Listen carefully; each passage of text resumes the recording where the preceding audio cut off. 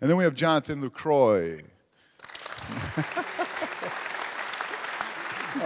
But hey, no, Luke is, man, this is a really cool thing about Luke is, one of his things he wants to talk about, and he'll share here shortly, is about, in baseball, humility, because as ball players, you're put on a platform and upper, whatever you want to say.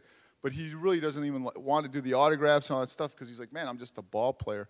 So I really appreciate that in Luke. And just to see his growth, too, and through the trials and the stuff that he's gone through, just to see him still serving the Lord and doing his things. It's, we got to praise him no matter if it's good times or bad times. When we're hitting 350 or, man, we're on the DL. These things happen in life. So the cool thing is he's not being pouty or bitter about what happened. He's man going out and still serving the Lord and use that platform to reach and talk about Christ to others. So it's very encouraging to see what these men are doing. And man, we're just gonna be up here. We're just gonna conversation it and man, just be like real men because that's who we are. We're nothing special. We just happen to put tight pants on. Well, some of us do. So, so anyways, we're going to have a good time and share the love of Christ with you guys. But Luke has another engagement. So we'll start off with Luke, and we'll let you go with it, brother. Hey, guys. Sorry I got to get out of here so quick. I got to go do an autograph session, but T-Bone's got to leave, too. He has to do some curls after this, so he has to get out of here. You guys hear me okay? Is our microphone on? So I'll tell you really quick where I'm from. I grew up in a little small town in Umatilla, Florida. Real small conservative family. My dad was real hardworking. He taught me pretty much my whole life to stay humble and work hard. And if you do those things, a lot of times you have success. And we were a Christian family, but we really didn't practice, really didn't go to church. I really didn't know the Lord. I didn't know the Lord at all, to be honest with you. And when I started playing baseball more, we stopped going to church completely because, on the weekends, you're always playing and playing. And, I went to college, and after college, I got drafted. I didn't graduate from college because I got drafted. I got drafted in 2000. Is that all? What? Because you got drafted? It wasn't because you just didn't want to do school anymore? No. I made good grades in college. And I just kept working my way up, and then 2010 I got called up. But I'll go into how I got saved. I think that's probably the most important thing. 2009 I met my wife-to-be, and she was my girlfriend at the time, and I got her pregnant. And here I am in AA, and I'm making $1,000 a month, whatever it is, living in a garbage can in Huntsville, Alabama. And I got a girlfriend that's pregnant. I'm struggling, financially. I don't know what I'm going to do.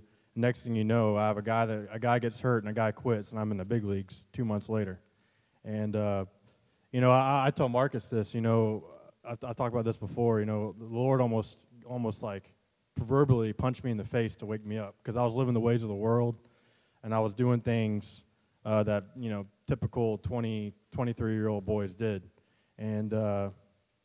It wasn't until I got my girlfriend pregnant, and I found the Lord that I became a man, and He blessed me more than I deserve, and He still has, and this year's been a battle. It was fun. It was fun to start off, and then got injured. Now we're battling this, and the teams we're struggling. We're up and down, and it's always a battle whenever you can't help out. So I just keep praying and relying on Him, and that's all I'm doing right now. So that's pretty much basically it for me. I try to keep it simple.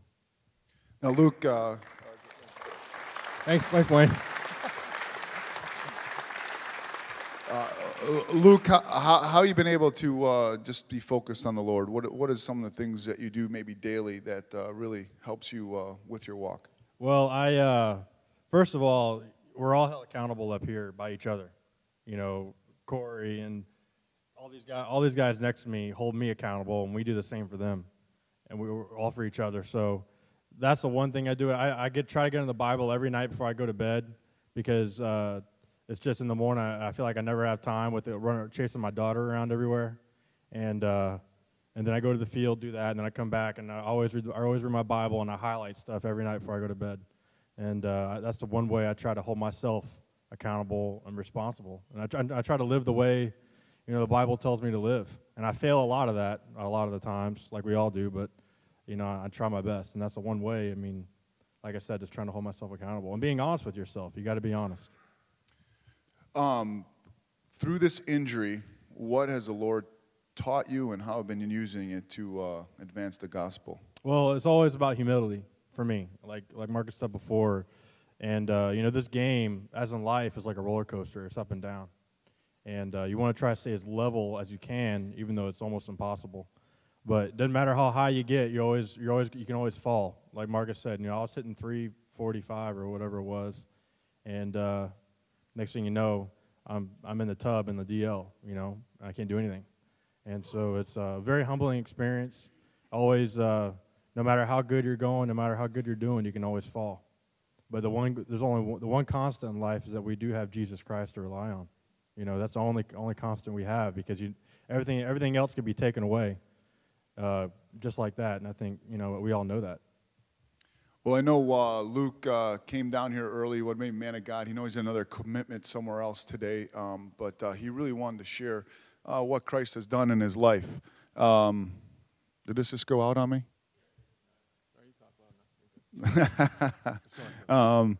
Anyways, there we go.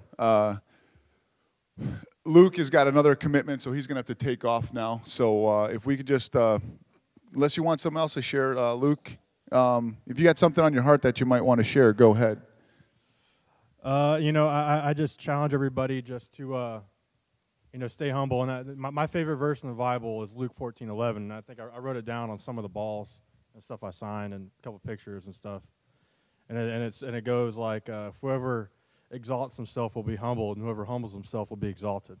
And that's my favorite verse in the Bible, just because, I believe if you always stay humble and you stay connected to the ground, you don't have far to fall, because we're all going to fall. We're all going to fail. And, you just try to just maintain being level as much as you can, and realize that we're all imperfect and we're all going to sin, basically. And just keep relying on him just to support us, and that's all we can do. Well, Luke, we really appreciate you coming down here, and man, if we could, let's lift him up as he has to walk out here. And hey, the cool thing is I think he's leaving on a rehab assignment here this week. No, so I don't know. I haven't heard anything. Something. Yet. Well, there's a rumor about that. I'm working on it. Maldi got 4 hits because he saw Luke playing catch yesterday. So.